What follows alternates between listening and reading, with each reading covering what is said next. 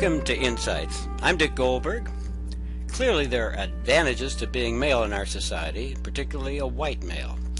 Yet being male has some health risks, emotional problems, and other downsides that women don't share. Today we'll explore the hazards of being male and maybe how to overcome them. With us is psychologist Dr. Ron May. Ron has taught the psychology of men and masculinity for over 17 years at the University of Wisconsin in Madison. He's now on a similar editorial board in this field, and he has practiced for over 30 years. Ron, thanks for joining us. You're welcome. Good to be here. Ron, should we feel sorry for men as a group?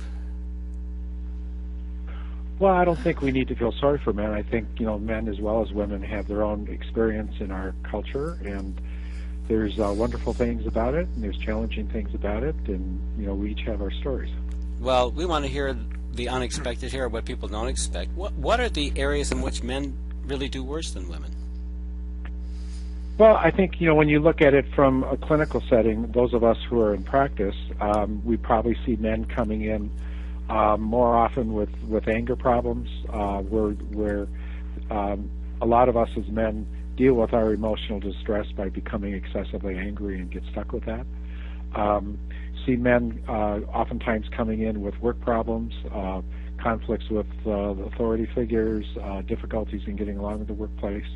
We see a lot of men these days coming in with addiction problems, that as we begin to deal with emotional distress, it becomes easier to kind of over-imbibe or use or get involved with pornography. Can I interrupt you there? Are you saying that men are more prone to addiction than women? Yeah, I think those kind of acting out defenses are more common with men. Mm-hmm. Okay. Anything else that comes to mind? Well, I think increasingly we see a lot of men coming in for relationship concerns. Men who are getting feedback from their partners that their partners are feeling distant from them or not feeling very close, or men who kind of get having intimacy issues. And I think that increasingly is important for men to kind of have good relationships, both with their partners as well as with their children and other folks. It seems like some background here might be kind of helpful. I mean, what are men all about that sets them up for these problems that I'm hearing implied women aren't as likely to have? Yeah. Well, there's a number of factors. One is just our socialization, that we continue to socialize young males in our culture in what is typically called gender role strain, where we encourage boys to be tough, to be aggressive, to be in control, to mask their emotional vulnerability, to be hesitant to ask for help, to be self-sufficient. And those are all Ron, characteristics. I'm sorry, I'm doing a lot of interrupting here. I'm sorry, but gee, I heard this 35 years ago when I was much younger. Yeah, it still goes on today, and I think lots of people think that we've been working on these things for so long. Well, isn't it different? Yet, I think if you go out in the soccer field or hang out on the playground, you still see these things happening. No kidding. No significant changes in all these years. Well, I think there's a greater awareness, there's a greater consciousness, there's better role modeling. I think it's there's more help available, but I think from a cultural perspective, it still goes on. So to be a button-up, tough guy is kind of the ethic that men are raised with, to not show your feelings? Yeah, I think it's still out there. Wow. Any anecdotes you're seeing going on? I mean, movie role models, changes in media, or is it still pretty much the tough guy? Well, I remember one story. I remember my son coming home from soccer practice one day talking about who is the king of the playground in second grade, and I just didn't believe him because I thought, well, no one's the king of the playground. And yet, sure enough, I went to all the other boys in his team and asked who was the king of the playground. They all told me the same kid. So Wow. Clearly, boys kind of organize themselves in that way and have hierarchies, and oftentimes oriented towards control and aggressiveness. And so when men come to you, you mentioned 4 different things they tend to come to you for: anger and conflicts and relationships for a couple. What's up with this anger thing? Why do men express anger so unproductively? Yeah. Part of it is, I think, the fact that we use anger to mask our vulnerability. When I work with men, I mean, typically in groups, as guys are talking about problems with anger, that becomes part of the lingo. It's like when people hear guys talk about anger, we'll just say, and what's the vulnerability? What's behind that? And that oftentimes when guys look at what they're masking, they realize that they were really feeling hurt, they were really feeling put down, they were really feeling kind of cut out of something, that there's a lot more vulnerability that the anger masks. The other way to look at it is, I think, in terms of control issues, that lots of times I'll talk with guys about anger problems as representing a conflict between what you expect to have happen and what actually goes on in the world. And lots of times, we continue to be angry trying to control things outside of us, and it just doesn't work. It's a lot easier to change your expectations, but that oftentimes requires a little bit of kind of self-reflection and letting go of things. So men tend to want to control more than women? They want to control events around them? I think so. I think we're socialized to be in control. I think better of us if we're controlling situations. And there's a lot of reinforcement and reward in the world for places where you do that. Like what? Where do you get those? I think in business and a lot of occupations, if you can control things, make things happen, you get promoted, you make more money. Sure. Certainly in athletics, when you can kind of exert your will over other people, you kind of score more touchdowns and you get more acclaim. So there's a lot of kind of reinforcement for it. Does this dovetail into, you said, the second problem you hear about conflicts in relationships, difficulty with relationships, their need for control? Sure. I mean, I think lots of times our nature tends to lead us to want to control things that are going on in our relationships or things that are going on in our families, or when people are not doing what we'd like them to do, we get upset or angry about it. And rather than being able to be collaborative, being able to kind of honor, respect other people in a way that actually would lead them to want to do the kinds of things that we're valuable. How would that play out, Ron, in a conflict? Say we're talking about fixing a door at a house, and she wants to have it fixed with aluminum and he wants wood or something. Yeah. Well, I think what happens in those situations is that if we do concede to what our partner would like and do it their way, it's almost like we lose a little bit of self-esteem. Guys, they're more apt to feel like, hey, I'm being pushed around, and we feel like we lose a little bit of our manhood. And so, it can lead us to become stubborn or resistant or sometimes passive-aggressive. I think what I've seen in my practice over the years is initially you saw more overt power and control kinds of issues. I think since that's not socially acceptable, what we see now is guys saying one thing but oftentimes doing something else in a passive-aggressive way. And so out-and-out bullying is no longer something you can pass off. Correct. Passive-aggressive, I've certainly heard that associated with females a lot. So now both sexes have it, huh? Yeah, I think it's kind of, as it's been not as acceptable to be more overtly controlling, I think that's kind of what many of us as men have resorted to. Boy, what happens when you have a passive-aggressive male and female? Then you have a miserable relationship.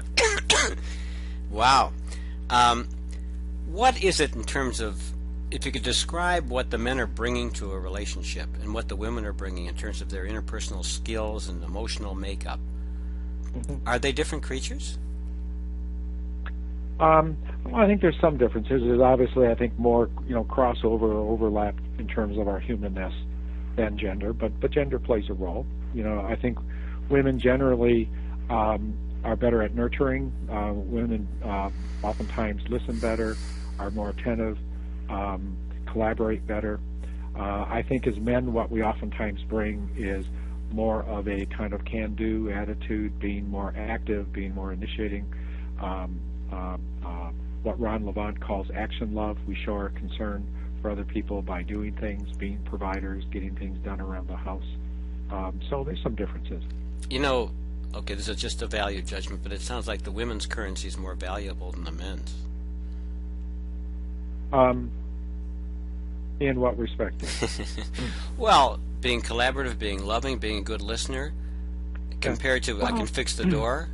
But I can pull someone out of a burning car. I can rescue somebody. I mean, I think we have a newfound respect for firefighters, Yes. EMTs, police Yeah. officers, as we deal with the dangers of the world. Okay. And so I think there needs to be a respect and a valuing for those traditional male values too. Well, how about in a friendship? I mean, when you're a friend with someone, if you want to build a real bond with someone, how much you need heroics versus being a nice person? Yeah. It seems to me yeah. those aren't building blocks for a good relationship, be it a friendship, outside of marriage. Sure. I mean, I think they're both important. I think, lots of times as men we bond over, the more action-oriented things, enjoy playing sports together, sometimes watching sports together.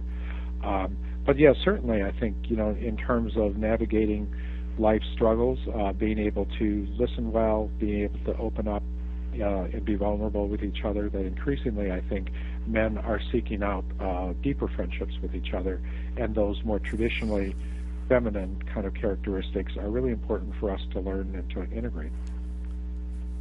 Okay, but if in men's problems in relationships is they don't possess those attributes or skills, and women do, how do men have friends with other men? I mean, I'd like you to just discuss with us the issues of friendship between men and getting their needs met with other men. Yeah. Well, I think it's just something that many of us as men are needing to learn to do those things. When I began my practice 30 years ago and was doing a lot of therapy with men, I would oftentimes ask men, as we were talking about the most painful, distressing things in their life, and I would ask them, who else are you talking to about this? And typically they would say no one, or they might say their girlfriend or their wife, but generally not other men. And that led me to begin to get men together to work with them in groups. And so I've been doing men's groups for 30 years now, and I find them to be wonderful opportunities because they're safe places where guys know that other guys are there because they really want to listen and care and share their struggles. And it's a very powerful influence, and it's a process where guys really learn to kind of not just think with their heads, but to feel with their hearts. And it's a process of, I think, being with other people over time doing that you learn how to do that. Unfortunately, there probably aren't as many men learning to do that as we would like to see in the culture. So if, let's say, you have 8 men in a group and they all learn this, unless they befriend one of the other 7 men and they go out in the world looking for closeness with other men, right, how are they going to do it unless they find men who have been in a group like yours? Part of it is encouraging them to take what they're experiencing in the group and to go home and to begin to bring those things into their current relationship. So many of them, they leave group, they go home, they have heart-to-heart talks with their wives or their girlfriends or their partners. Some of them begin to actually, as part of their work in the group, is to talk about their efforts to kind of broaden their support system, who the guys are that they want to get to know better, how to do that. And I've had a number of guys who, as they've left the group, begin to kind of get guys together. Sometimes it's guys from their church, sometimes it's guys from their neighborhood, but begin to kind of get together on a regular basis to talk about their lives. So it is happening. That's wonderful to hear, Ron, but I would wonder if they would be pretty vulnerable if they take the skills, I assume, of learning to open up some and being more emotionally vulnerable to men who haven't learned those skills, and then kind of be embarrassed or be in a bad spot when men don't respond well. Sure. Yeah, there's a lot of risk involved. I mean, I think it's a very scary thing for most men. I mean, the group is a warm, comfortable kind of environment, but to think about going off and doing it with someone else is a pretty scary thing to do. But I think, as people learn to do that, they generally get a much better response than what they hope for, than they think that they will get. And if it doesn't work out, you just kind of keep trying with other people. I looked at some of your materials, and a couple key words jumped out at me. One is restrictive emotionality and restrictive affection. Can you discuss those with us? Sure. I think, as boys growing up, you look at boys in preschool years, kindergarten, even in first grade, you'll see boys sharing feelings, being emotional, crying. By the time you get to second or third grade, you hardly ever see that out on the soccer field or on the playground. And it's part of what happens is boys get socialized to think of emotional expression as not being manly. If you're still doing it in second grade, oftentimes you begin to get a shaming, humiliating response from other boys. Go play with the girls, you're a crybaby, those kinds of things. And once you feel kind of shamed and humiliated like that by your peers, it doesn't take too many trials to kind of decide to kind of lock that up for a while. Do you think this is at all related to men's lifespans being shorter than women's? Definitely. There's a lot of research out these days looking at health concerns for men and the lifespan difference. And I think a lot of it has to do with the fact that we keep our feelings in. We tend to somaticize our emotional concerns. And can you give us an example of that when you say somaticize? What might be an example? Well, I think we tend to have.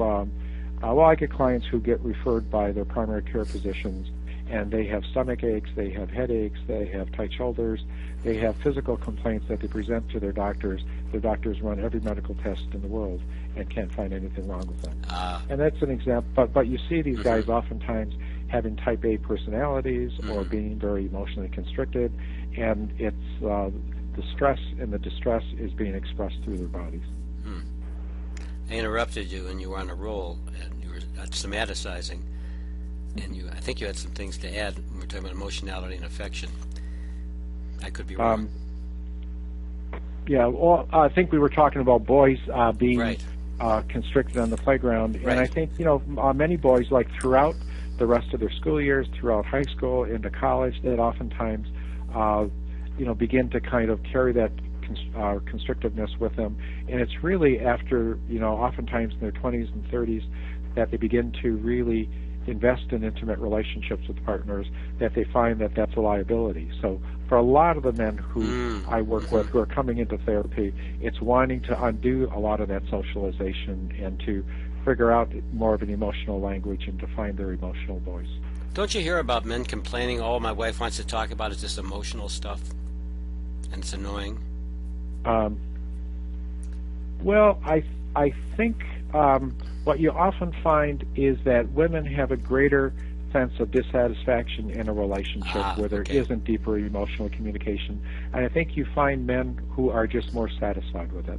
And part of that is because as men, we didn't grow up sharing our feelings with each other. Part of it is the fact that men often experience intimacy more by proximity, that by being on a team together, working on a work crew together, there's a sense of closeness and bonding that men feel by just in being involved in action, without sharing your feelings verbally. But I think, there's a clash there then in terms of how men and women experience intimacy. And men we need to kind of figure out each other's language in order to really have intimate relationships. So many men may not feel the need for that initially, but as they try to respect and respond to their female partner's needs, they're able to kind of do that work, and I think feel pretty satisfied once they are able to do it. Do you think it's possible that men just don't know what they're missing, so they say, why do you bother me with this? Because they don't understand that the deeper emotional connection has more reward? Exactly.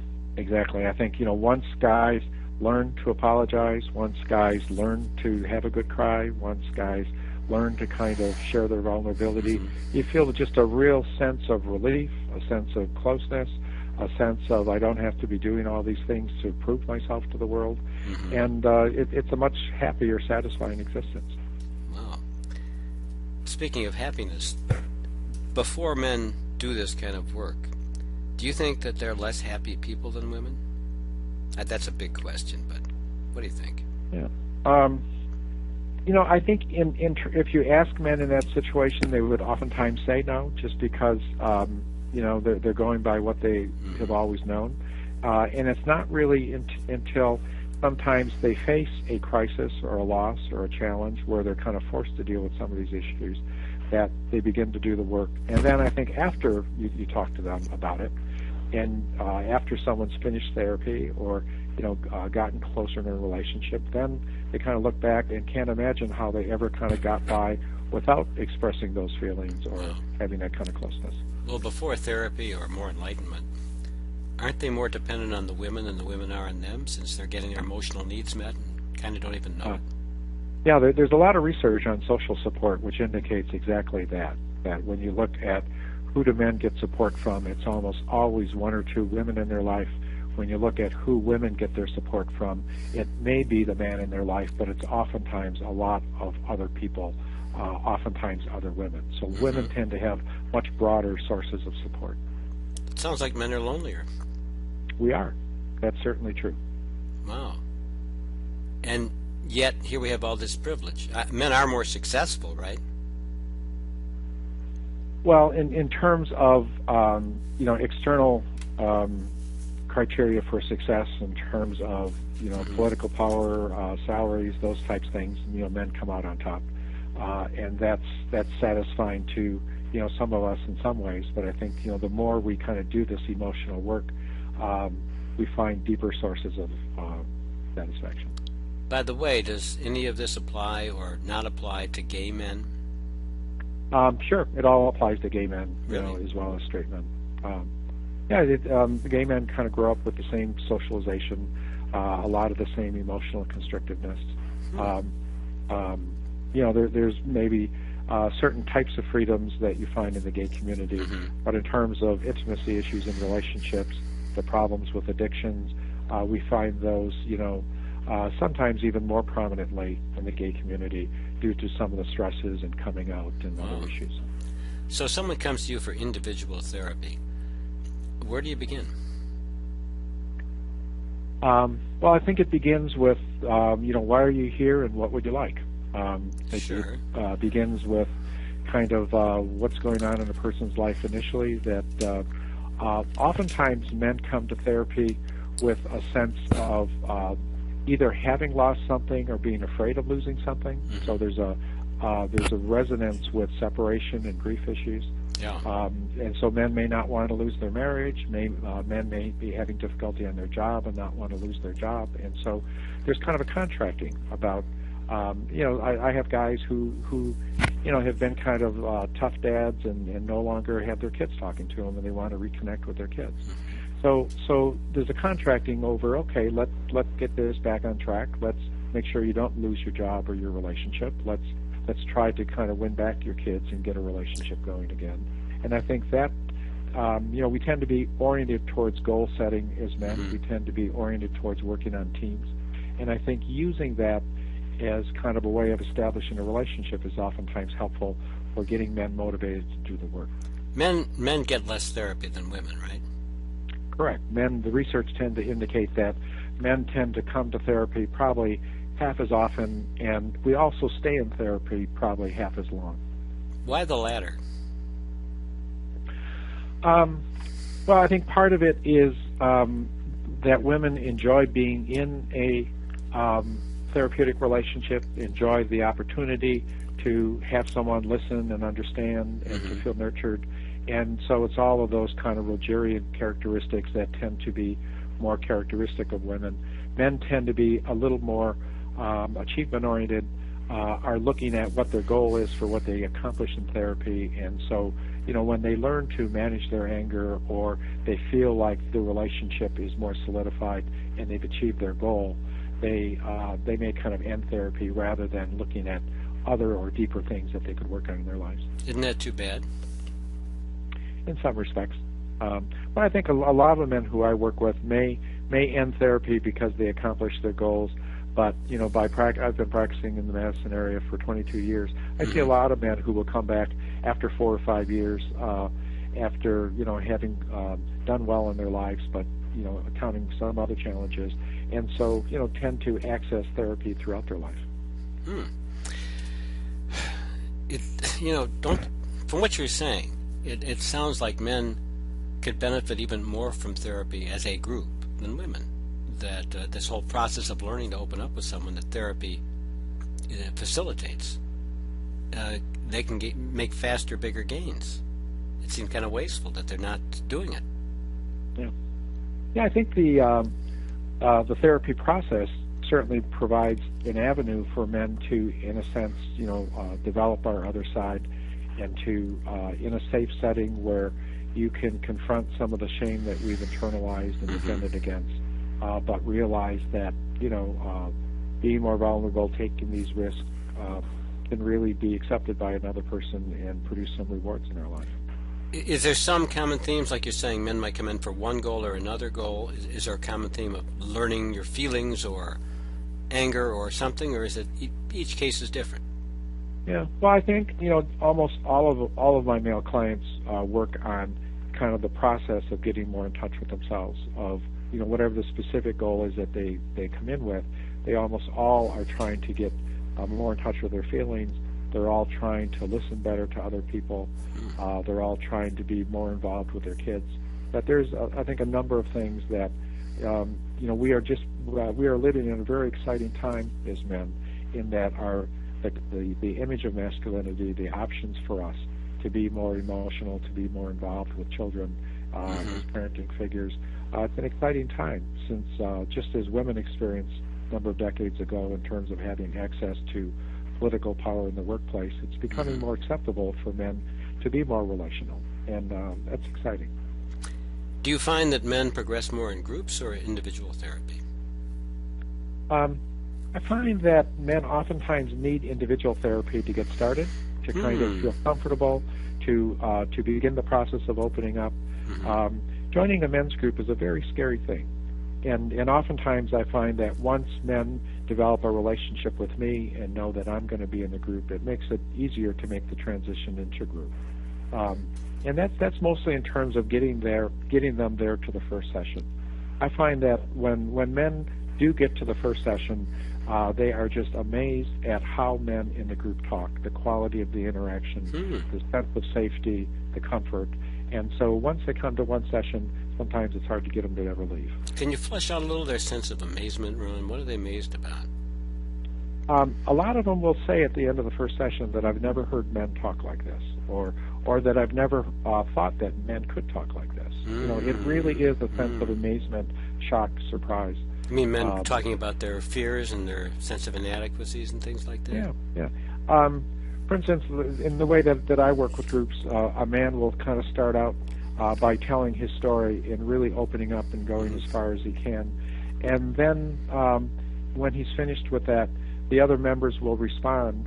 But we try not to problem solve. We try not to give advice. We try to just really make an emotional connection where you give an honest reaction. And so what they often see are men empathizing with each other, men supporting each other, or if a guy's being defensive, men kind of honestly confronting each other to be more open.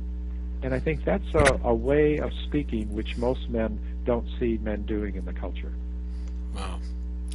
Well, in our closing minute or two here, Ron, any advice for people who are listening, men, who might say, yeah, I guess he's talking about me. I don't have any friends except my wife. Anything they can do to help themselves besides checking in with a therapist? Well, there's a lot of good literature out there. I have bibliographies I'm willing to share with people. There's a lot of it is mainstream in terms of male development, how we're raising boys these days. So reading can be really helpful. I think a lot of churches are having men's groups. I think a lot of places, organizations are kind of beginning to look at some of these issues. So looking at a few other guys who might be interested in kind of getting together, or starting your own kind of group, be it a social group or an activity group, or just guys kind of wanting to kind of share some friendship, is a great way of getting started.